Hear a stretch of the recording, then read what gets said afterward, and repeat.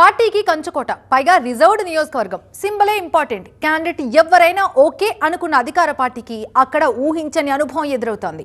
ఎంపీని తీసుకొచ్చి నియోజకవర్గ ఇన్ఛార్జిని చేస్తే గో బ్యాక్ అంటూ పార్టీ క్యాడర్ రోడ్డెక్కుతోంది. ఆ అభ్యర్థి వద్దే వద్దంటూ వారం రోజుల నుంచి ధర్నా చేస్తున్నారు అక్కడి ఆదివాసీలు. దీంతో అధిష్టానం కూడా అలర్ట్ అయిపోయింది. అరకులో అసలు ఏం జరుగుతోంది? మాధవి గో బ్యాక్,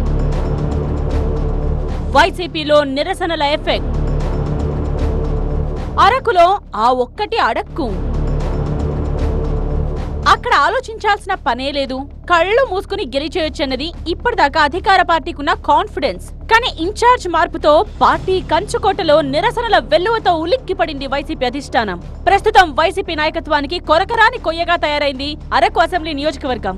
నియోజకవర్గం ఏర్పాటయ్యాక 2009 నుండి ఇప్పటి వరకు మొదటిసారి కాంగ్రెస్ పై కేవలం 402 ఓట్ల ఆధిక్యంతో టీడీపీ అభ్యర్థి సివేరి సోమ గెలిచారు. 2014లో సివేరి సోమపై వైసీపీ అభ్యర్థి కిడారి సర్వేశ్వరరావు 35,000 మెజార్టీ సాధించారు. 2019లో టీడీపీ నుండి పోటీ చేసిన కిడారి సర్వేశ్వరరావు కుమారుడు శ్రవణ్ 3వ స్థానానికి పరిమితమైతే 2వ స్థానంలో నిలిచిన ఇండిపెండెంట్ దొన్నుదొరపై వైసీపీ నుండి 25,000 మెజార్టీతో గెలిచారు చెట్టి ఫాల్గుణ వాల్మీకి సామాజిక వర్గ నేత కాగా ఆయన సమీప ప్రత్యర్థి దొన్నుదొరది కొండదొర సామాజిక వర్గం. అరకు అసెంబ్లీ నియోజకవర్గంలోని 2,25,000 మంది ఓటర్లలో కొండదొరలు, వాల్మీకులు, భగతులు అనే 3 గిరిజన ఉపకులాలదే ఆధిపత్యం. దాదాపు 90,000 ఓటర్లున్న కొండదొరలు సంప్రదాయకంగా మొదట్లో వామపక్ష మద్దతుదారులుగా ఉన్నా వైసీపీ ఆవిర్భావం తరువాత ఆ పార్టీ సానుభూతి పరులుగా మారిపోయారు. మొదటి నుండి కాంగ్రెస్ కి మద్దతిస్తూ వస్తోన్న భగతులు కూడా 2014-2019 ఎన్నికల్లో వైసీపీ వైపు మొగ్గు చూపడంతో అరకులో ఎన్నిక దాదాపుగా ఏకపక్షంగా జరుగుతూ వస్తోంది.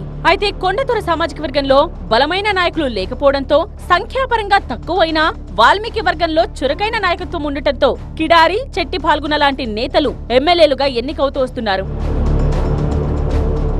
ఈ ఎన్నికల్లో సామాజిక సమీకరణాలపై దృష్టి పెట్టిన వైసీపీ అరకులో నిర్ణయాత్మక స్థానంలో ఉన్న కొండదొరలకు అవకాశం కల్పించాలని నిర్ణయించింది. స్థానికంగా కొండదొరలలో బలమైన నేత లేకపోవడం, టీడీపీ కూడా ఇప్పటికే అదే వర్గం నుండి దొన్నదొరను ఇన్ఛార్జ్ గా పెట్టడంతో అరకు ఎంపీ గొడ్డేటి మాధవిని తెరపైకి తీసుకొచ్చింది వైసీపీ.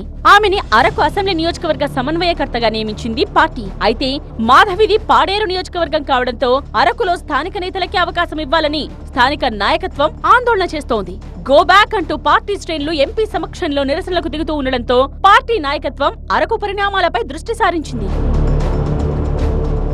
సాధారణంగా ఎస్టీ నియోజకవర్గాల్లో స్థానికతపై పెద్దగా వివాదాలుండవు. కానీ అరకులో అసమ్మతి తగ్గకపోవడంతో క్షేత్రస్థాయి పరిస్థితులు తెలుసుకునేందుకు స్వయంగా అక్కడికి వెళుతున్నారు వైవి సుబ్బారెడ్డి. మళ్లీ పోటీ చేయాలనుకున్న సిట్టింగ్ ఎమ్మెల్యే ఫాల్గుణనే ఈ నిరసనలకు కారణమని పార్టీకి నివేదికలందాయి. ఫాల్గుణకు ఎమ్మెల్సీ ఇస్తామని చెప్పినా నిరసనలు ఆగకపోవడంపై సీరియస్ గా ఉందట వైసీపీ అధిష్టానం. అరకు పార్లమెంట్ తో పాటు అరకు, పాడేరు అసెంబ్లీ నియోజకవర్గాల్లో వాల్మీకి సామాజిక వర్గానికి అవకాశం దక్కలేదు. ఒకవేళ మాధవిని మార్చాలనుకుంటే ఆ వర్గానికే చెందిన మాజీ మంత్రి బాలరాజు పేరు ప్రత్యామ్నాయంగా కనిపిస్తోంది. బాలరాజు కూడా స్థానికుడు కాకపోయినా మాజీ మంత్రిగా అరకు ప్రాంతంతో ఆయనకు మంచి అనుబంధం ఉంది. దీంతో మాధవి విషయంలో వ్యతిరేకత లేకుండా చూసుకుంటారా, మరో ప్రత్యామ్నాయం చూడబోతున్నారా అన్నది ఆసక్తిగా మారింది.